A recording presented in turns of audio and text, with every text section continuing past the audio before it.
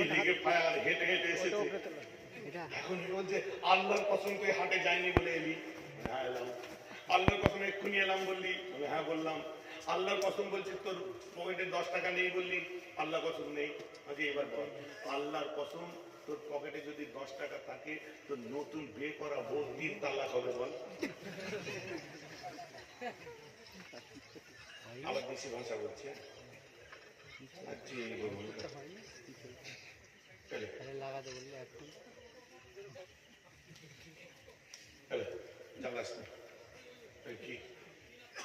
কিরে তুই বললি 10 টাকা নেই, খোদার কসম 50 টাকা, তার মানে হয়তো হুজুরকে যে জিজ্ঞেস করবে ওই বউ তালাক কথাটা ভুলেও বলতে নেই জানিস। এবার হাসি কোথায় যাই দেখো, 3 বার কসম খেয়ে বললেন টাকা নেই, আর একবার বউ তালাক বলতে 10 টাকার জায়গায় 50 টাকা। বুঝতে পারছেন না? একবার বউ তালাক বলতে 10 টাকার জায়গায় 50 টাকা। এখন যারা কসম খায় তাদের যদি বলি কসম খাওনি বউ তালাক বলো, সর্বনাশ হয়ে যাবে। কসম বলছে হাটতলায় যায়নি গেল, কসম বলছি আমি এখনই আসিনি এই মাত্র এলাম কিন্তু এসেছে তখন, কসম বলছি পকেটে টাকা নেই, 10 টাকার জায়গায় 50 টাকা বার হচ্ছে। আমার বক্তব্য ঠিক ওই জায়গায় যে সমাজের কাছে, যে জাতির কাছে খোদার থেকে আজ বউ বড় হয়ে গেছে, একটা শান্তির জন্য 3 বার কসম খাচ্ছে। একটা দিন আছে ওর পকেটে, কেন কসম খাচ্ছে? দুপুর বেলায় সব দোকান বন্ধ, ভাত খাওয়ার পরে খাবে বলে রেখে দিয়েছে। একটা শান্তির জন্য 3 বার কসম খাচ্ছে। যদি বলে বউ তালাক, সে আকালাতে কেনে দেবে মা, রাগ করলে হবে না, বুঝতে হবে কি কথা, বুঝতে পারছেন? যে জাতির কাছে খোদার থেকে বইয়ের মূল্য, তার বান্দির মূল্য বেড়ে গেল, ফটাফট কসম খাচ্ছে বউ তালাক। সে নেশা করে এসেও বলতে চায়, সব জ্ঞান আছে কিন্তু ওইটা ভুল করছে না। আজকের বোধ থেকে তোকে বলা যাবে না, বলে না, বলো বলা যাবে না, বললে তুই আমার পর হয়ে যাবে, তোর অন্য জায়গায় বিয়ে হয়ে যাবে। তালে মাতাল, যাতে মাতাল তালে, ও মদ খেয়ে টলছে তাও বউ তালাক বলছে।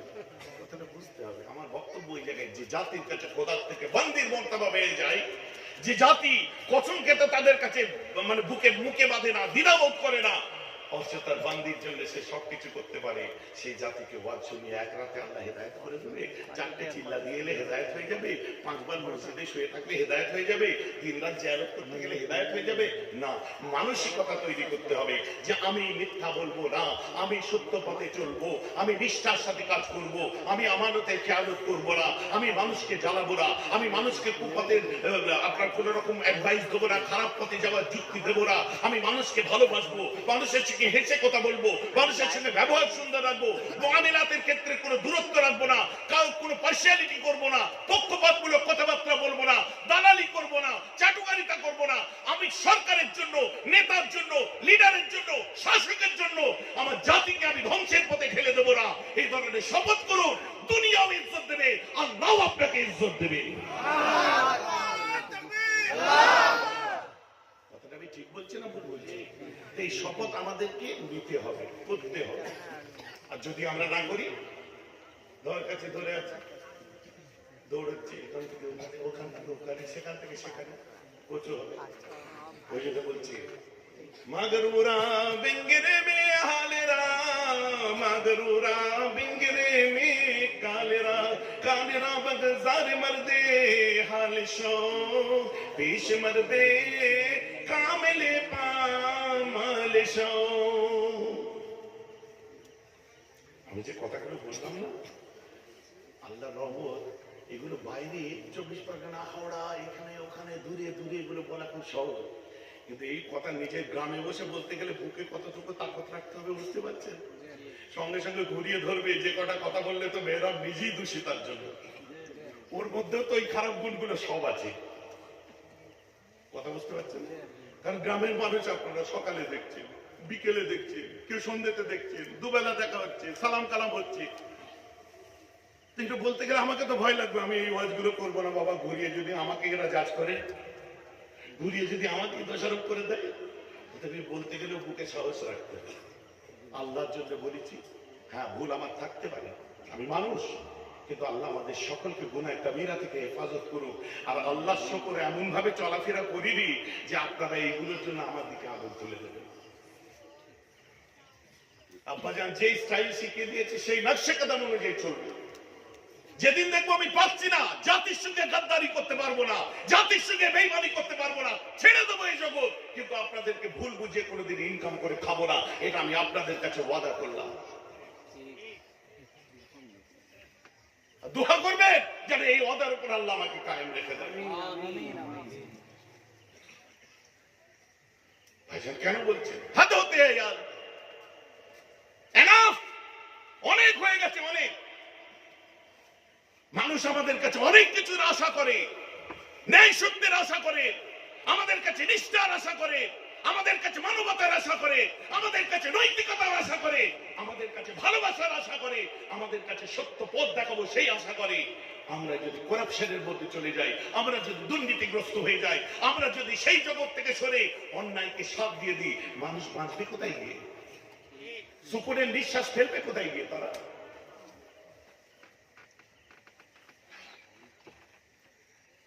অথবা আমি আমার নিজের এহসাসটুকু বললাম, আল্লাহ আমার মুরব্বীদের হায়াত দারাজ করুন, বাপ চাচারা যারা চাচাজিরা আছেন তাদের হায়াত দারাজ করুন, ন্যায় পথে সত্য পথে যেসব আলেম ওলামা হুজুর হযরতজিরা আছে তাদেরকে আল্লাহ আরো আমাদের কাছে বেশি বেশি বলার তৌফিক দান করুন।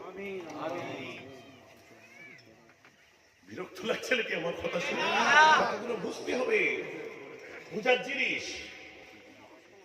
জানা আমার গলা গরম করাচ্ছে শুধু। নবীজি যখন বাড়িতে নিয়ে এসেছে, আম্মা জান খাদিজাকে বলছে, মনে পড়ছে কি বলছি? খাদিজা, আল্লাহর জান্নাত বিক্রি হচ্ছে, ভালো করে একটা কম্বল জড়িয়ে দিয়ে মুখের কাছে একটু পানি আর একটু এক থালা ভাত দিয়ে দুটো ফটো তুলে রাখো, কালকে পেপারে আর ফেসবুকে দেবো। নবীজি বললেন নাউজুবিল্লাহ, নাউজুবিল্লাহ, সুমা নাউজুবিল্লাহ।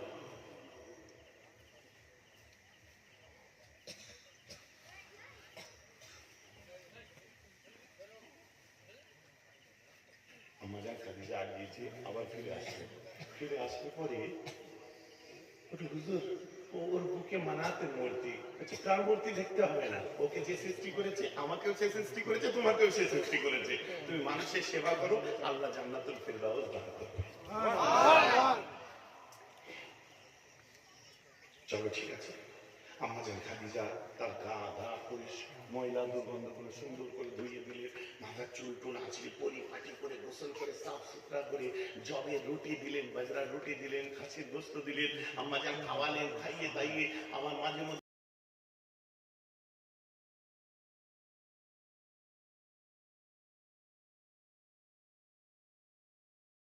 ওই মেয়েটি আমার নবীকে দেখলে বিরক্ত হবে, তাই আহা বলুন না সুবহানাল্লাহ, কি আদর্শ। Mr. Davenport, the apology for Muhammad এর মধ্যে লিখছে, we must recognize that the spread of Islam not owned by victory of sword but spread by the magic of his personality and wonderful eloquence. ইসলামের নবীর বদনাম করে সত্যের অপরাধ করো না। কে বলেছে ইসলাম তলোয়ারের দ্বারা এসেছে? এতদিন মুসলমানরা বলতো ইসলাম তলোয়ারের দ্বারা আসেনি, ইসলাম এসেছে নবীর আদর্শ দ্বারা, আমরা বলতাম না। এখন কি বলছে? we must recognize, আমরা খ্রিস্টান, আমরাও আজকে মানতে বাধ্য হলাম that the spread of Islam not owned by victory of sword, কখনোই ইসলাম তলোয়ারের দ্বারা আসেনি, but spread by the magic of his personality and wonderful eloquence, বরং ইসলাম এসেছে মুহাম্মাদের মুখের বাণীতে, আপনার আদর্শ বিশ্ব জয় করে দিয়েছে। বুঝতে পারছেন তো নাকি কি আদর্শ? নবীজি লুকিয়ে লুকিয়ে, কারণ ও আমার নবীকে দেখলেই রেগে যাচ্ছে।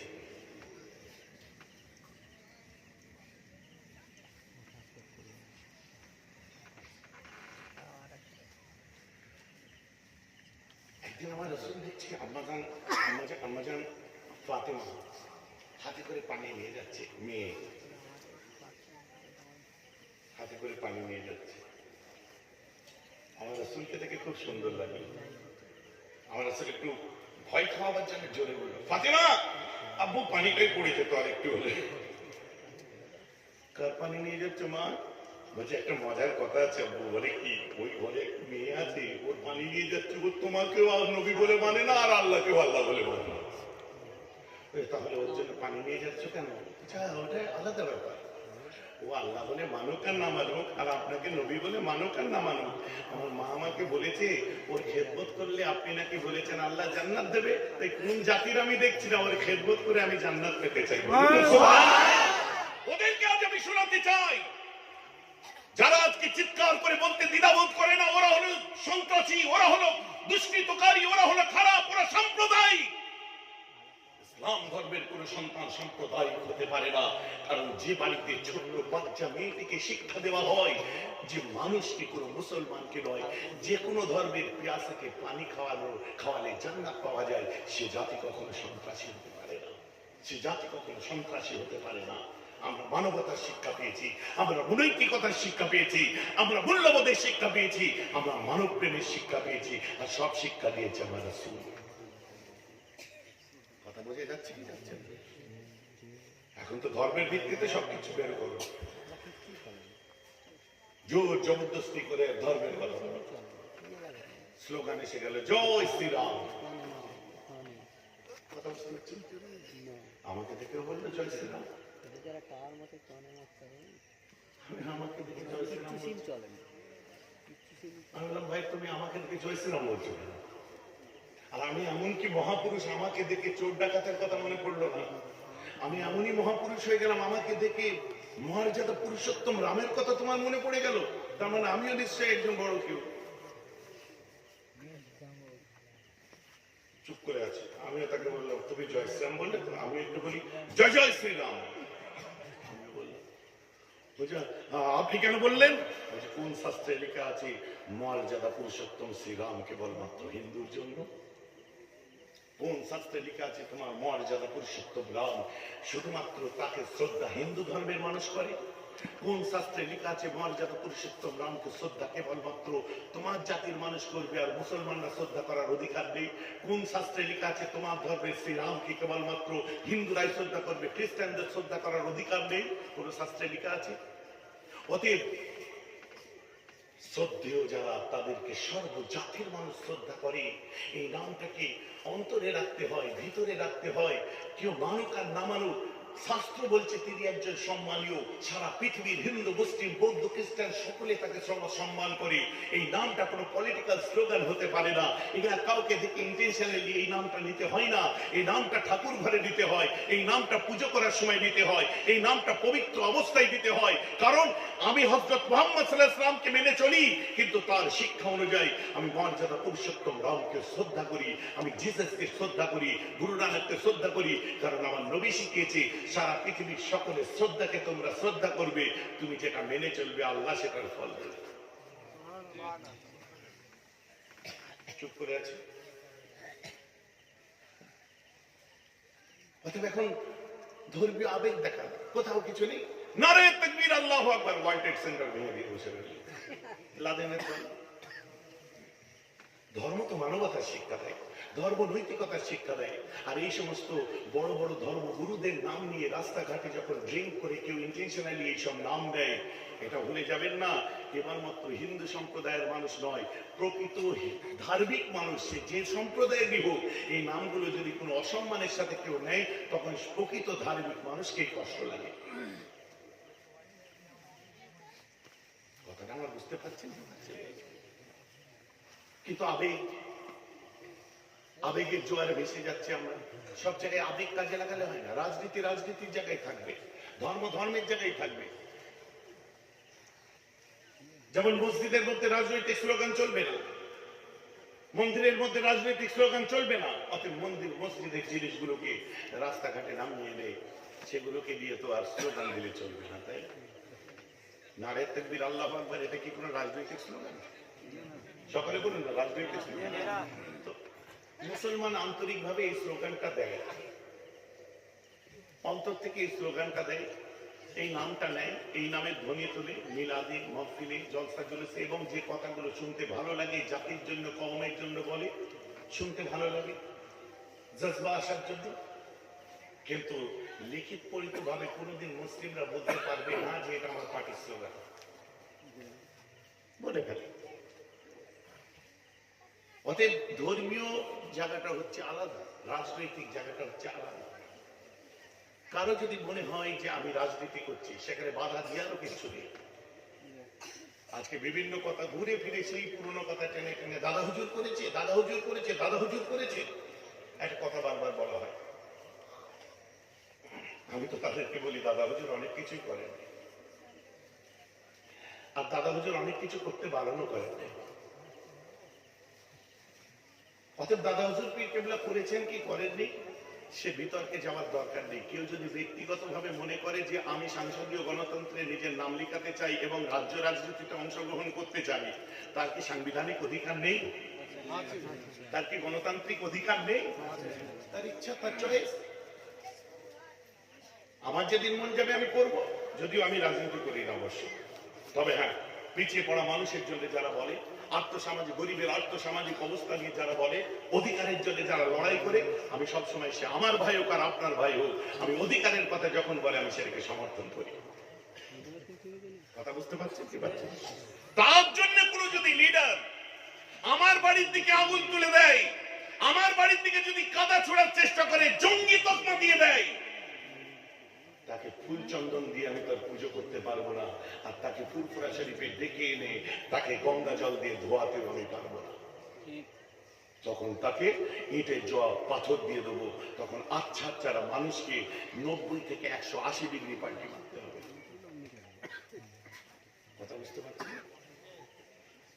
কারণ আমি আমার অধিকারের কথা বলতে পারবো। তো যাই হোক, চলুন যেটা বলছিলাম, যে who's the great leader? That is absolutely my prophet, my Rasul, my Rasulullah sallallahu alaihi wasallam, my Muhammad sallallahu alaihi wasallam, নবীজি।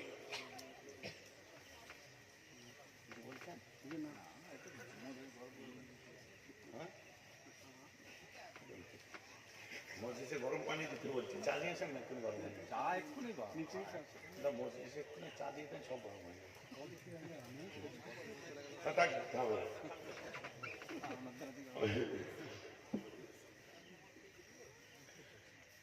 ভাইজান, আমার কথা খালি জজবাই শুনলে হবে না, যুক্তি তর্ক দিয়ে শুনতে হবে। এইরকম একদিন নয়, দুদিন নয়, একদিন দুদিন করতে করতে দীর্ঘদিন যাওয়ার পরে মেয়েটি একদিন সুস্থ হয়ে গেল। আমার রাসূল বেলালকে বললেন, বেলাল কি? বলে, যা রে যা, ও তোর বাড়িতে পৌঁছে দে, ও সুস্থ হয়ে গেছে। এবার মজার কথা কি জানেন? মেয়েটিকে সাথে করে যখন আমার নবীজি দিয়ে বাড়িতে যাবে, আমার নবীজি ঢুকে গেলেন, বেলালকে বললেন, বেলাল ওর সামনে গেলে ও রেগে যাচ্ছে, তুই ওকে নিয়ে চলে যা। হযরতে বেলাল মেয়েটাকে বললো, চ, খেয়ে দিয়ে বেশ সুন্দর হয়ে গেছিস, এবার ঘর চ, তোর বাড়ি কোথায়, চ, সেখানে তোকে পৌঁছে দে। হাজার হোক দীর্ঘদিন একটা জায়গায় থাকলে তার তো মনটা খারাপ হয়। চলে যাওয়ার সময় আম্মাজান খাদিজার কথা বলছি, আম্মাজান ফাতেমার কথা বলছি, কিন্তু জানে না ওরা কে। জানলার একটা ফাটকের দিকে আমার রাসূল, আম্মাজান ফাতেমা, আম্মাজান খাদিজা দাঁড়িয়ে আছে, আর দরজা দিয়ে মেয়েটাকে নিয়ে যখন বেরোচ্ছে, তখন মেয়েটা হচ্ছে, বেলাল তুইও কি মোহাম্মদের কুকুর নাকি? বেলাল আমার রাসূল আম্মাজান খাদিজার দিকে দেখছে, আম্মাজান খাদিজা আমার রাসূলের দিকে দেখছে, আমার রাসূল মাথা, আম্মাজান খাদিজার চোখে পানি, আম্মাজান ফাতেমা নবীজির চেহারার দিকে দেখছে।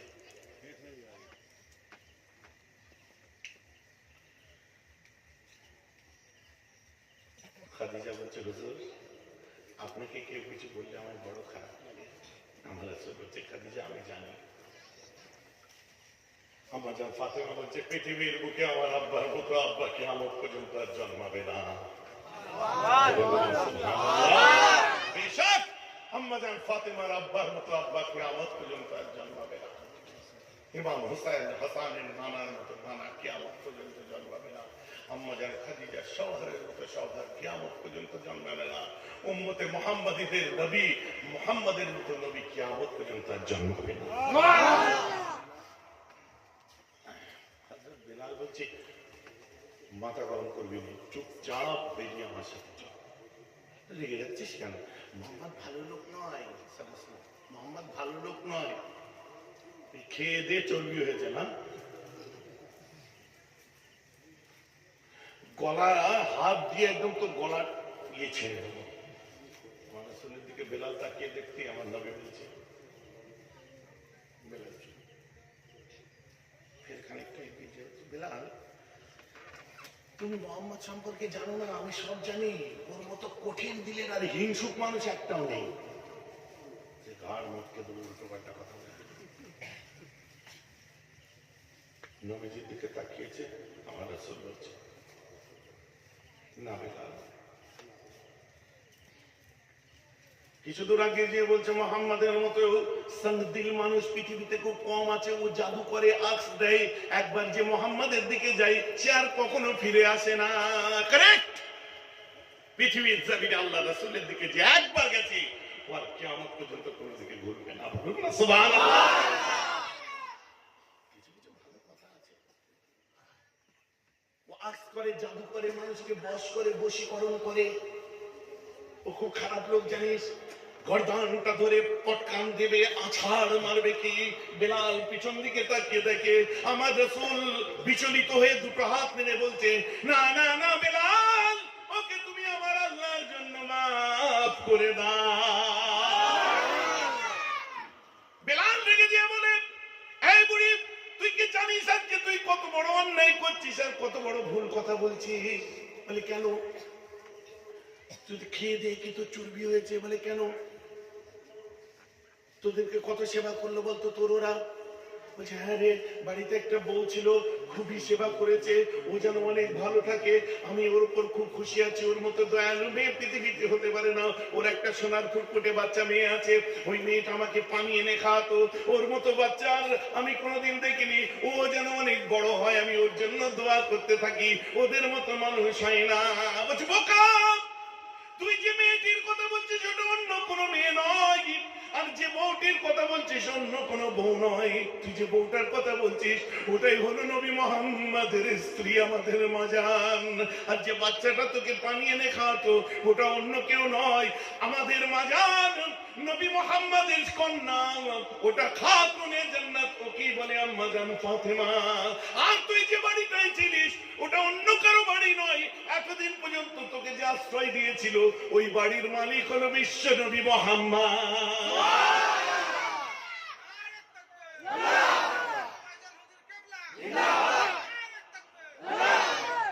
কি বলছো তুমি? কি বলছিস তুই? হ্যাঁ, আমি মোহাম্মদের বাড়ি ছিলাম, মোহাম্মদের স্ত্রী আমার সেবা করলো, মোহাম্মদ কিছু বলেনি, রেগে যায়নি তো আমার উপরে? ওর বউকে রাগারাগি করেনি তো আমার সেবা করেছে বলে? তোকে শুনতে হবে না, তুই বুঝবি কি? তোকে তো ওনার বাড়িতে কে নিয়ে যেতে বলেছে? তুই রাস্তায় পড়েছিলি, তোকে নিজের বাড়িতে নিয়ে গেছে। যার বদনাম করছিস সেই আমার রাসূল। সুবহানাল্লাহ। তোকে খাইয়েছে পরিয়েছে আমার রাসূল। আর শোন, তুই বিরক্ত হবি বলে তোর চোখের সামনে আমার রাসূল একবারও আসেনি। হ্যাঁ, আর একটা জিনিস শুনবি। বলে কি? এখন যে তুই বেঁচে আছিস এটাও আমার নবীর ওসিলাই। তার মানে কি? মাথাটা ধরে ঘুরিয়ে দিয়ে বলছে, দেখ ওই তো সেই বউটা, ওই তো পাশে সেই ফুটফুটে বাচ্চাটা ফাটাকে আপনার জানালায় দাঁড়িয়ে আছে, ওই পাশে ওই সুন্দর মানুষটাকে, ওটাই তো আমার জান, ওটাই তো আমার কলিজা। ওর জন্যই তো মরুত্তপ্ত রৌদ্রে বুকে পাথর দিয়ে শুয়েছিলাম। ওটাই তো বেলালের সবকিছু। ওটা আমার সব, ওটা আমার জান, ওটা আমার প্রাণ, ওটা আমার কলিজা। ওর কদমে আমার জীবন কুরবান। উনি হলেন আমার বিশ্ব নবী, দয়াল নবী মুস্তাফা। হাত নাড়ছে কেন? ও হাত নাড়ছে বলেই তুই বেঁচে আছিস। আর ও যদি হাত না নাড়তো এক্ষুনি তোকে আছাড় মেরে মেরে ফেলতাম। মাথাটা হেড করে বুড়িতে কাঁদতে আরম্ভ করে দেয়। যে বেলাল, কি ভুল হয়ে গেছে। হ্যাঁ, একটা কথা বলবো বলে কি? মোহাম্মদকে যে সরিয়ে দে, আমি যে অন্যায় করেছি ওর সামনে কোনোদিন মুখ দেখাতে পারবো না, তবে আমার পক্ষ থেকে শুনিয়ে দে, এটার নাম যদি ইসলাম হয়ে থাকে, আজ থেকে আমি তোর মতো মোহাম্মদের গোলামা হয়ে গেলাম। যাও, এটাই যদি ইসলাম হয়, আমি ইমানের কলমা পড়তে চাই, তুই আমায় পড়িয়ে দে। হ্যাঁ, কি বলছিস তুই? তোকে আমার জড়িয়ে ধরতে ইচ্ছা করছে। আয় আয়। মানাতে বর্তিটা সাইডে রেখে দিল, দিয়ে বলছে চক। সে দাঁড়িয়ে আছে। বেলা লোকে নিয়ে আসলি কেন?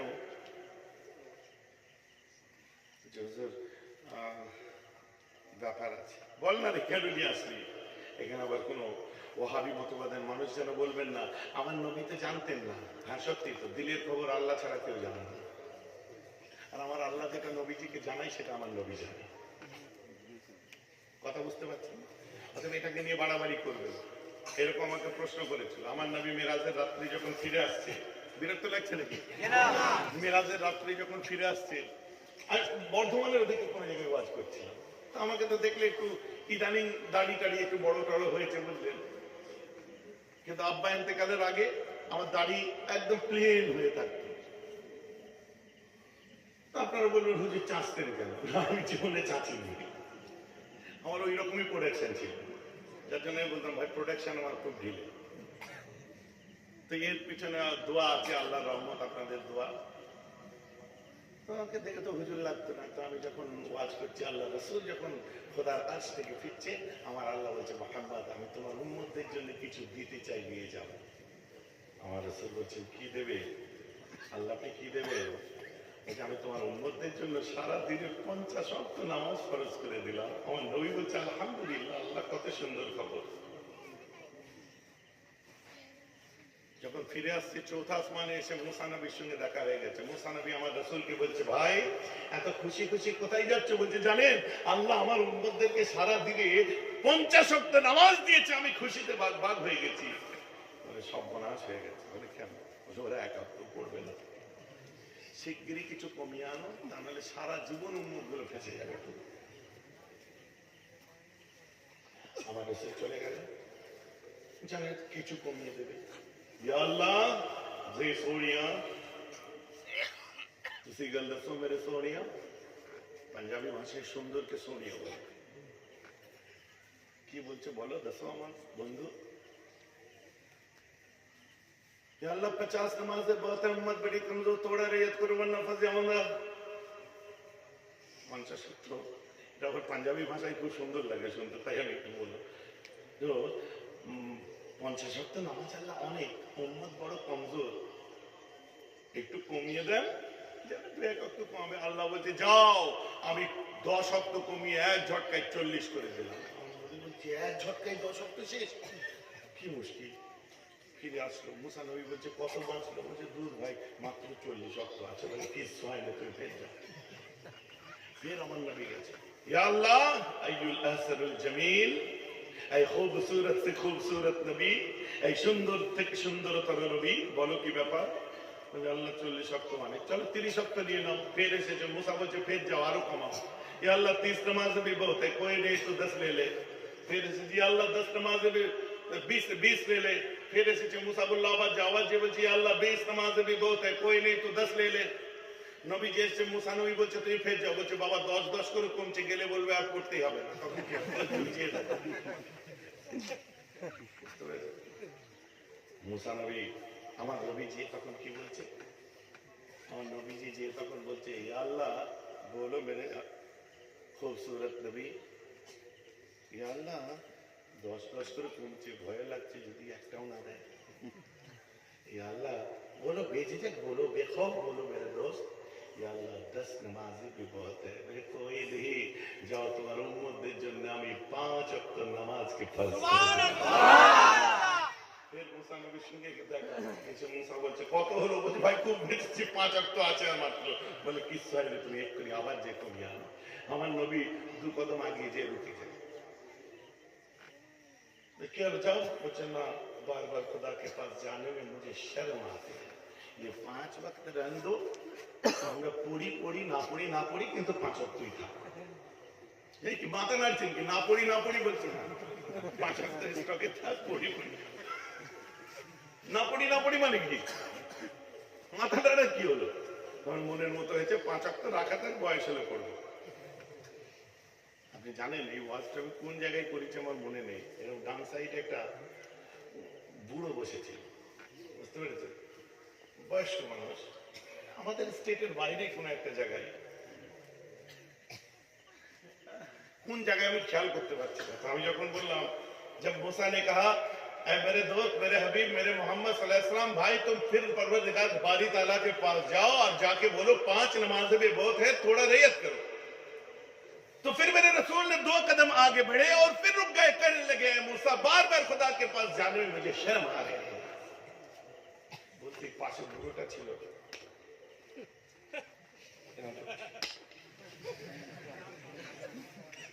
हमें वाच करते करते चुप पड़े गए हमारे घर। और क्या हुआ मियाँ? चाचा हुआ क्या? ऐसा क्यों क्या? अरे कोई नहीं पीरज़ादा, आप तकरीर करो। नहीं बोलो ना क्या हुआ? मैंने कोई नहीं, आप तकरीर करो। अरे कम से कम बोलो तो सही, ऐसे क्यों किया? कौन सी आफत खरीदने पड़ गया? बोल तो सही, बोलो चाचा, वो चाचा मियाँ। नहीं, हमारे नबी और एक चक्कर लगाता तो 5 से भी कम हो जाता।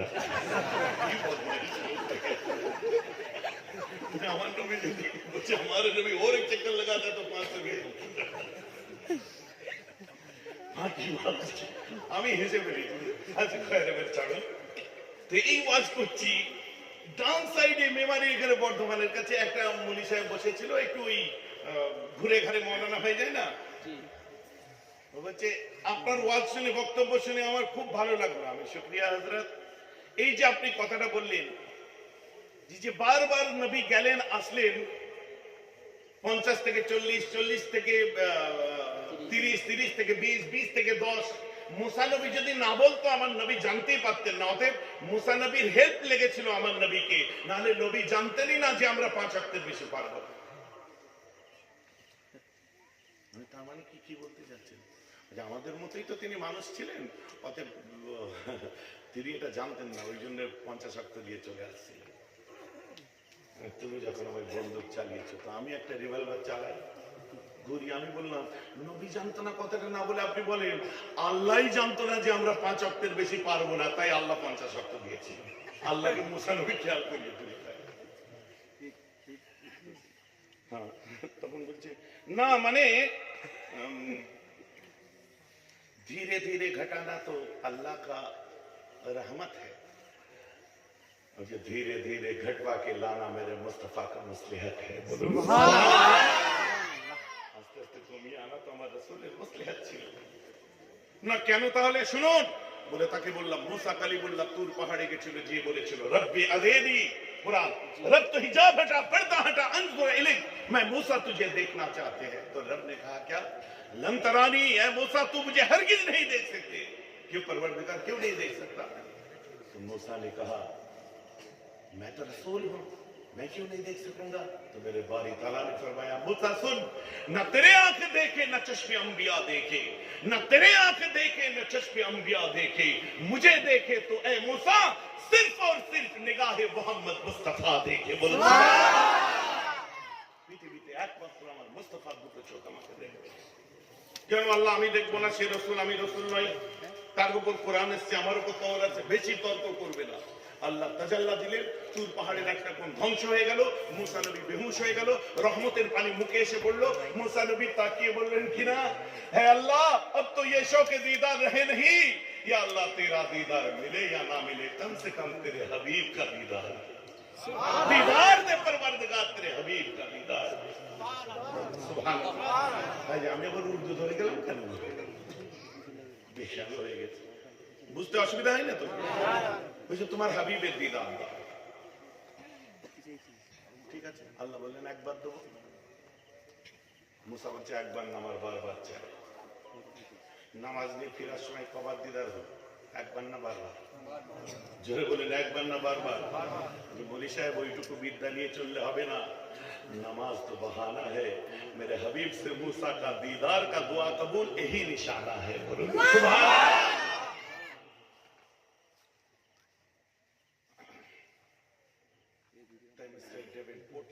Must recognize that the spirit of Islam, not owned by victory of sword, but spread by the magic of his personality and wonderful eloquence.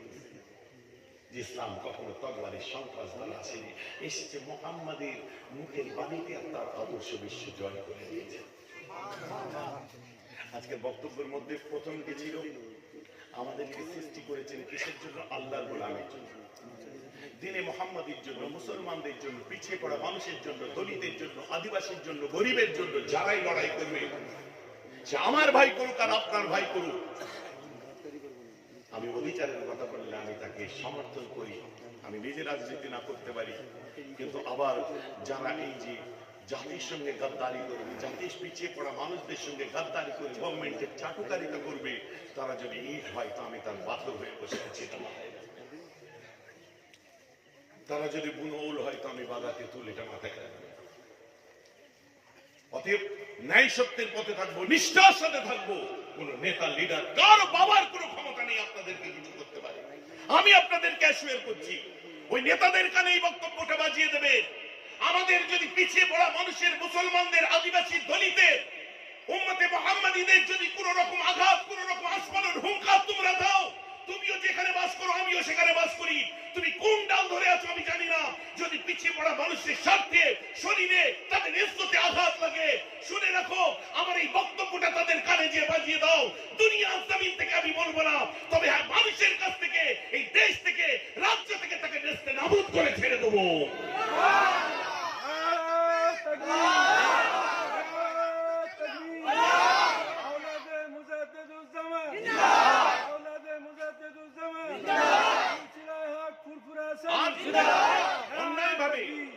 অন্যায়ভাবে যদি কোনো মানুষকে এভাবে বিরক্ত করা হয় আমাকে একটু জানাবেন, আমিও দেখতে চাই সেই নেতার পিছনে কত দম আছে, ওই লিডারের পিছনে, ওই এমএলএ এর পিছনে, এমপির পিছনে, প্রধানের পিছনে, আপনার মেম্বারের পিছনে, শাসক দলের হোক আর বিরোধী দলের হোক, যে যেখানে আছে তারা কতটা ক্ষমতা নিয়ে চলে, আমিও একটু তাদের অ্যাসিড টেস্ট করতে চাই, আমিও একটু তাদেরকে দেখতে চাই। পিছিয়ে পড়া মানুষগুলোর জোর সঙ্গে জুলুম করে চলতে পারো, আর তাদের সামনের কাতারে যদি আমি দাঁড়াই, না কোনো রাজনৈতিক ঝান্ডা ধরে আমি দাঁড়াবো না, যদি জুলুম হতে থাকে মজলুমের পাশে দাঁড়াবো। রাসূলের সুন্নাত হিসাবে মুজাদ্দিদে জামানের শৈলী 1921 সালের সংগঠন জমিয়ত উলামায়ে বাংলা, দাদা হুজুরের নিজে হাতে গড়া সংগঠনের একজন সৈনিক হিসাবে আমি সামনে দাঁড়াবো। কথাটা আমার বুঝতে পারছেন তো? অতএব চমকে ভয় দেখিয়ে ও কিছু করতে পারবে, বহুত হয়ে গেছে, অনেক কিছু হয়েছে, বরদাস্ত করেছে, বরদাস্ত কা ভি হদ হতে হ্যায় জনাব।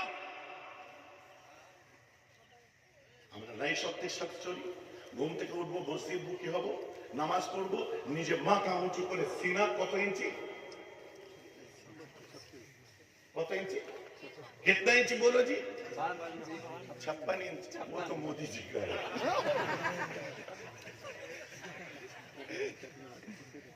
नमाजी का सीना जितना बड़ा होना चाहिए उतना हो।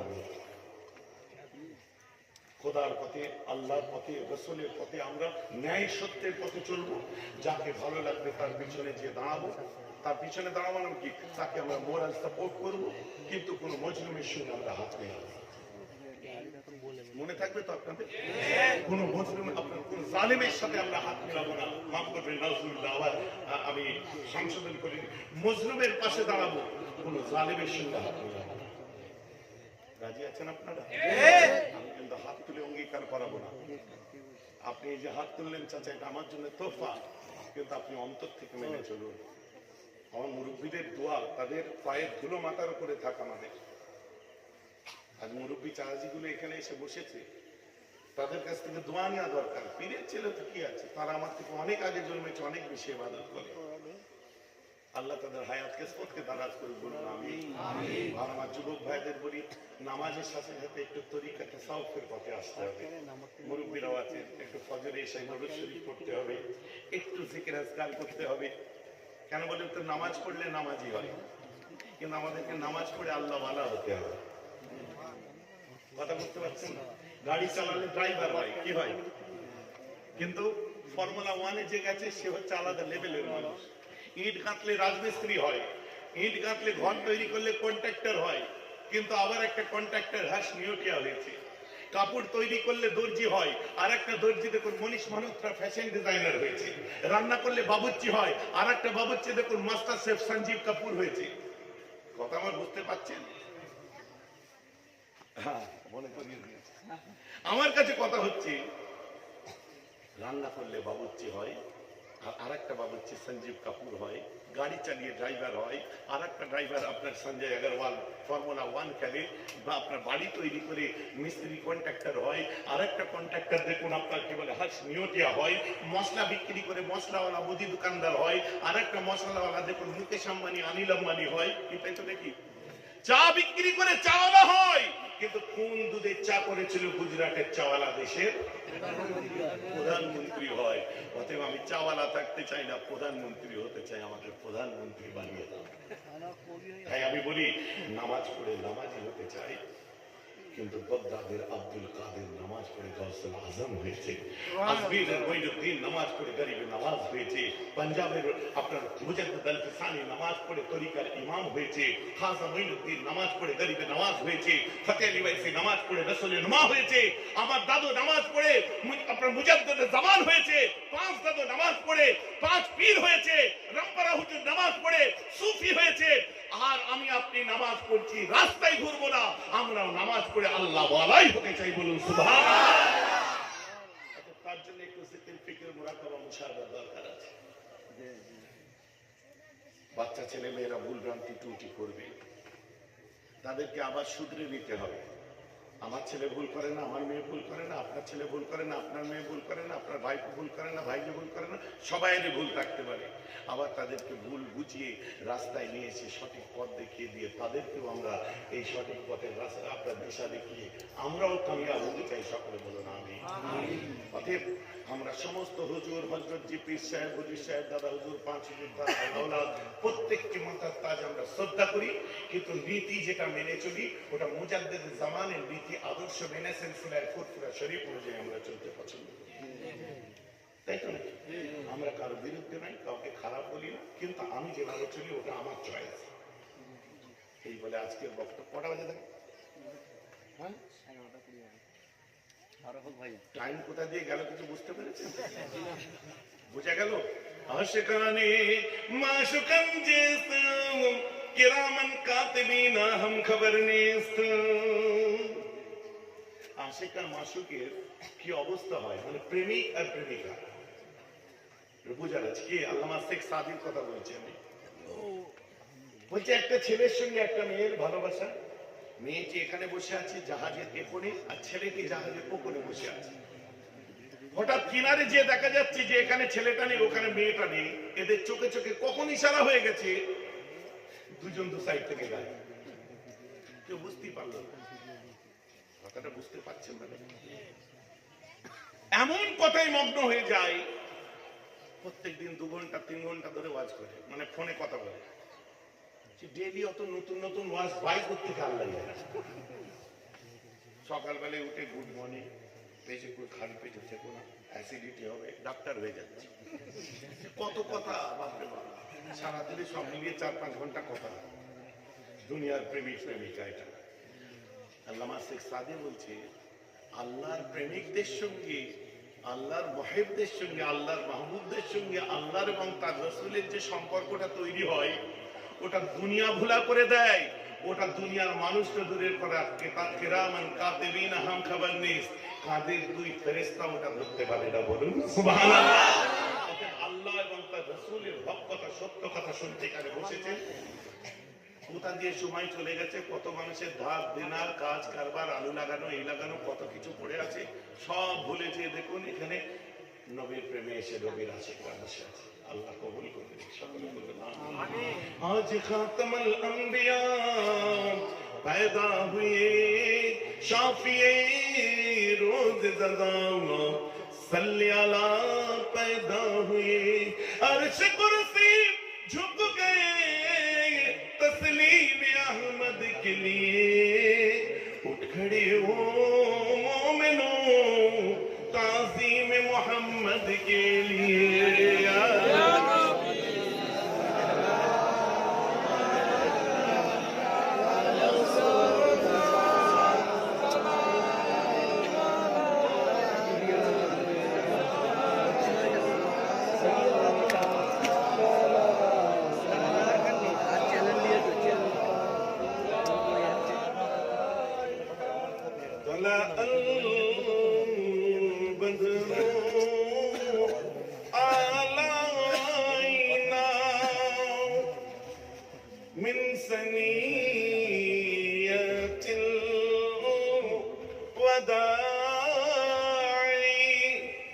وجب الشكر علينا ما دعا لله داعي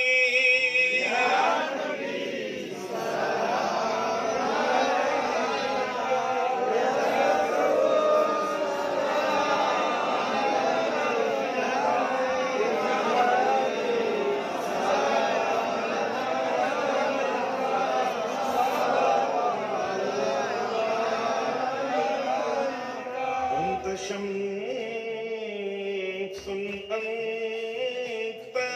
بدر أنت نور فوق نوري أنت إكسير وقالي أنت مصباح الصدور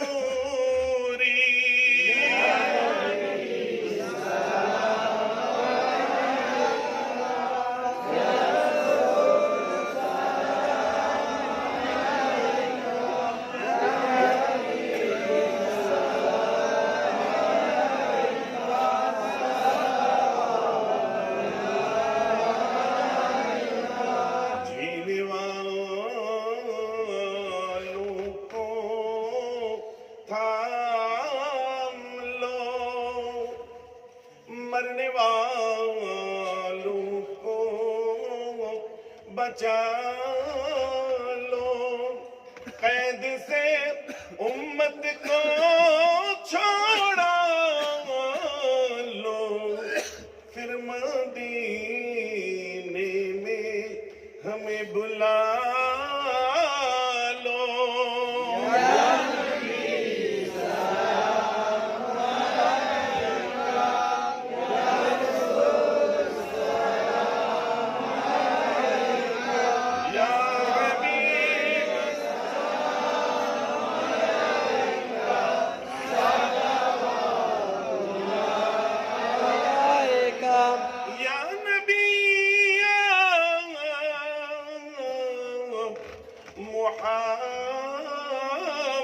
محمد صلى الله عليه وسلم يا روس القاف في كين يا مؤيد يا ممجد يا إمام القبلتين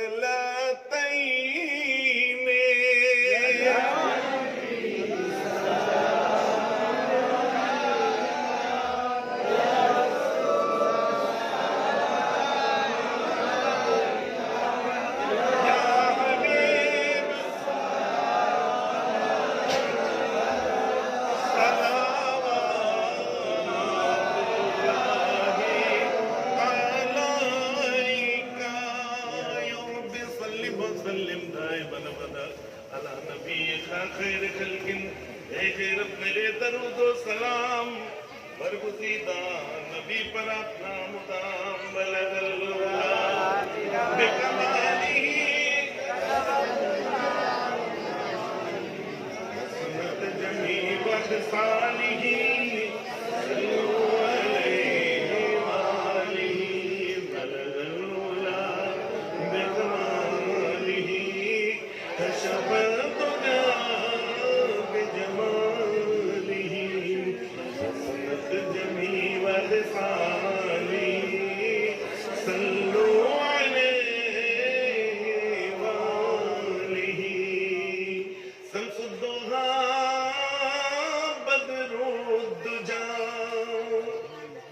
नूरुल हुदा खैरुल वरा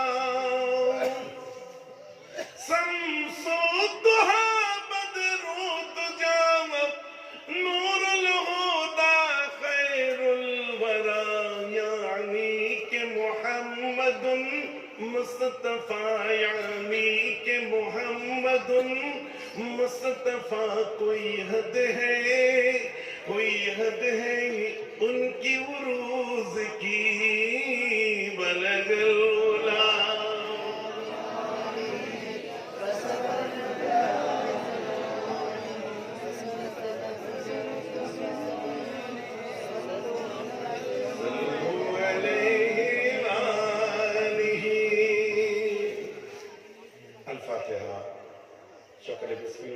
একসঙ্গে ফাতিহা শরীফ, ইখলাস শরীফ, দরুদ শরীফ করুন, সব সাথে হবে। আচ্ছা, আমি